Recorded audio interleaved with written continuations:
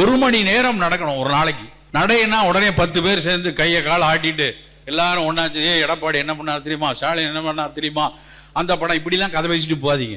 நான் பல கூட்டத்தில் பார்த்திருக்கேன். 10 பேர் ஒன்னா நடப்பாங்க, ஊர்வலம் போற மாதிரி. அவங்க பேசுறதெல்லாம் மன பதட்டத்தை உருவாக்கக்கூடிய விஷயமா இருக்கும். அதுக்கு பேரு நடைப்பயிற்சி இல்ல. நடைப்பயிற்சியை தனியாக மேற்கொள்ளுங்க. ஆணும் பெண்ணும் கண்டிப்பா நடக்கணும். இது ஒண்ணு நடந்தா மட்டும் போதுமா? நடைக்கு அப்புறம் ஒரு 10 நிமிடமாவது உடல் பயிற்சி செய்யணும். தசைகளை வலுவாக்கணும்.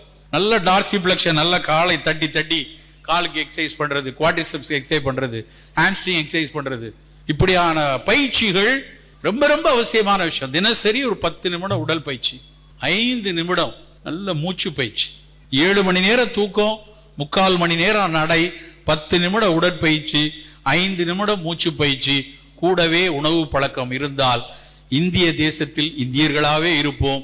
இனிப்பு தேசமாக நாம் அதை மாற்ற மாட்டோம்.